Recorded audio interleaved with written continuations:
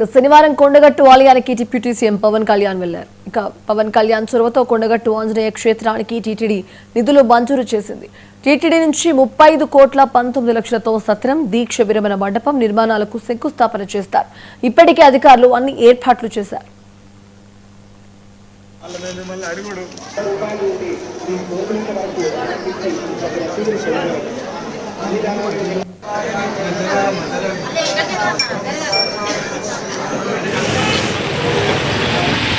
కొండగట్టు రావడం జరుగుతుంది. రేపు హైదరాబాద్ బేగంపేట ఎయిర్పోర్ట్ నుంచి నేరుగా జేఎంటీ కొండగట్టు కాలేజీకి రావడం జరుగుతుంది. అక్కడ నుండి కొండగట్టు ఆలయం ఏదైతే కొండగట్టు ఆంజనేయ స్వామి దర్శనం చేసుకున్న తర్వాత ఏదైతే టీటీడీ నిధుల నుంచి 96 గదుల నిర్మాణం, అదేవిధంగా 2000 మందికి సంబంధించి దీక్ష విరమించే మండపం ఒకటి ఏర్పాటు చేస్తున్నారు. అందులో భాగస్తులు అవుతున్నందుకు మేము జనసేన అధినేత ఉప ముఖ్యమంత్రి గారికి ధన్యవాదాలు తెలియజేస్తున్నాం.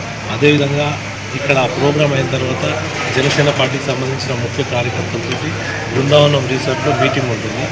ఎందుకంటే టీటీడీ గత 2014లో 2009లో ఆయన ఇక్కడ రావడం, అదేవిధంగా వారాయి పూజ చేయడం అనేక ఆయన కలిసి వచ్చినాయి. కాబట్టి ఇక్కడ నుంచి ఆయన ప్రయాణం జరిగింది. కాబట్టి ప్రాంతాలకు అతీతంగా, కులాలకు అతీతంగా, మతాలకు అతీతంగా, రాష్ట్రాలకు అతీతంగా ఆయన ఒక భారతీయుడాన్ని నిరూపించుకుంటూ ఎందుకంటే ఎక్కడ కూడా టీటీడీ నిధులు తెలంగాణకు రావడం అనేది గర్వకారణమని నేను మీ ద్వారా తెలియజేస్తున్నాను.